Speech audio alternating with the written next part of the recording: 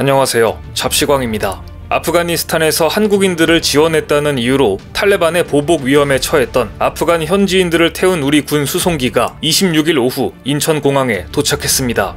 아프간의 의사와 간호사, 직업훈련원의 강사 및 그 직계 가족 391명은 한국이 보낸 수송기를 타고 무사히 아프간을 탈출했습니다. 한국이 일본이나 벨기에보다도 먼저 그리고 독일보다도 더 많은 아프간 현지인들을 구출해낸 이 작전의 이름은 미라클이었습니다. 아프간은 지금 말 그대로 아비규환의 상황입니다. 그 와중에 391명 전원을 구출해낸 것은 작전명 그대로 미라클, 기적이었습니다. 카불 공항에서 아프간 현지인들을 태워 군 수송기로 1시간 거리인 파키스탄의 이슬라마바드 공항에 안착하면 대부분 안전하게 됩니다.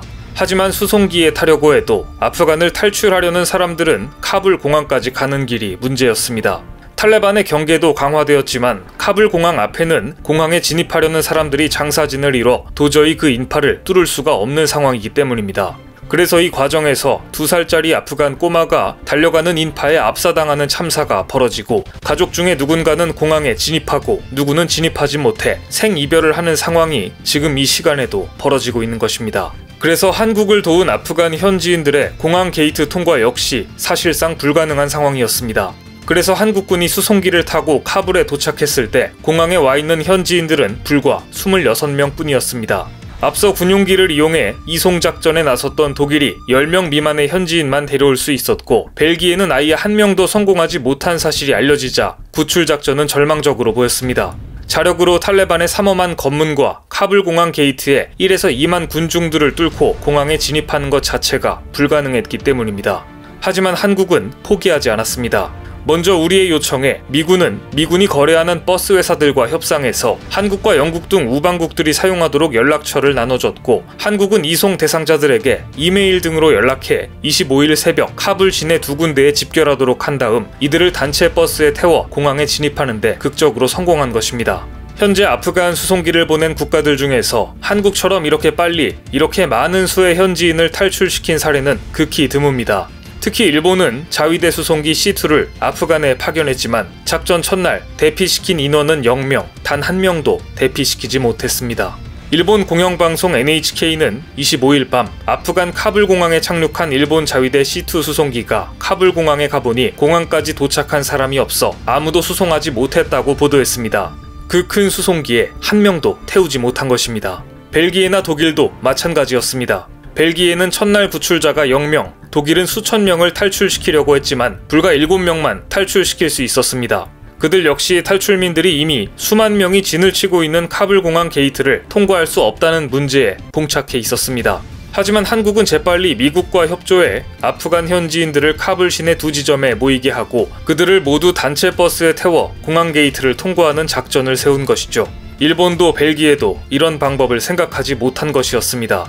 물론 이번 미라클 작전이 성공한 데에는 한국은 이미 현지 조력자들과 연락망이 탄탄하게 짜여져 있었고 아프간 한국 병원과 한국국제협력단 등에서 짧게는 1에서 2년, 길게는 8년 정도 함께 일했던 아프간 의사, 간호사 및 통역원들은 이미 한국식 일처리에 익숙해서인지 이들 역시 한국식으로 일사불란하게 움직였습니다. 자체 연락망을 통해 연락을 하자 전원이 정확한 시간에 모이라는 장소에 모였고 391명이 모두 탈출해 성공할 수 있었습니다.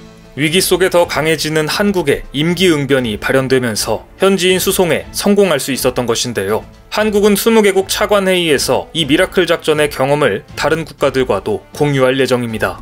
그런데 이 같은 상황은 당연히 탈레반의 귀에도 들어갔습니다. 기분이 상한 탈레반은 엉뚱한 곳에 화풀이를 하고 있는데요. 놀랍게도 화풀이 대상은 바로 일본입니다. 8월 26일 후지 뉴스 네트워크는 자비훌라 무자히드 탈레반 대변인과 인터뷰한 내용을 보도했습니다. 이 자리에서 탈레반 대변인은 우리는 일본인을 보호할 것이다. 일본인은 아프간을 떠나지 않길 바란다. 라는 메시지를 남겼습니다. 그런데 이어지는 발언은 앞뒤가 전혀 맞지 않습니다. 그러니 자위대를 당장 철수시켜달라. 그런데 황당하게도 일본은 또 이 요구를 받아들입니다. 일본에서 추가 파견하려던 수송기는 무산되고 만 것인데요. 한국의 성공 사례를 벤치마킹해서 일본인들과 아프간 관계자들을 탈출시키려는 일본의 계획은 완전히 무너지고 말았습니다. 수송기를 보냈다가 회항시키는 것도 모자라 탈레반의 요구에 끌려다니는 일본의 모습에 일본인들조차 분노를 표현하고 있습니다. 일본 누리꾼들은 수송기에 타려면 자력으로 공항으로 이동해야 하는데 일본인은 기본적으로 누군가 먼저 나서지 않으면 행동하지 않는다. 탈레반의 협력이 없는 이상 자위대는 빈털터리에 불과하다며 한탄했습니다. 기본적으로 누군가 먼저 나서는 한국인들과 너무나도 다른 일본인들의 특성이 이번에도 발목을 잡은 것으로 보이는데요. 또한 아프간의 일본인들은 사실상 탈레반의 인질이 된 것이나 다름없다는 주장도 나왔습니다. 자위대를 철수시키고 일본인은 두고 가라는 것은 인질 외교이다. 일본 정부는 왜 이렇게 탈레반에 휘둘리는가? 일본 내각의 강요들과 자민당 전체 의원을 아프간에 두고 갈 테니 이들을 인질로 사용하라는 등 격앙된 반응들도 줄을 이었습니다. 사실 저도 아프간에서까지 한국과 일본의 실력 차이가 드러날 거라고는 예상치 못했는데요. 이쯤 되면 전 세계 어디이든 어떤 분야이든 한국인들이 일본인들을 압도하고 있는 것 같습니다. 한국의 아프간 탈출 작전 성공은 전 세계에 커다란 파장을 불러일으키고 있습니다. 최근 온라인상에서는 디지털 덩케르크 운동이 동시다발적으로 이루어지고 있습니다. 이것은 SNS상에서 아프간인의 철수를 돕는 운동으로 덩케르크는 2차 세계대전 당시 독일 침공으로 프랑스 덩케르크 해안에 고립되었던 병력 40만 명을 철수하기 위해 연합군이 수립한 덩케르크 철수작전에서 이름을 딴 것입니다.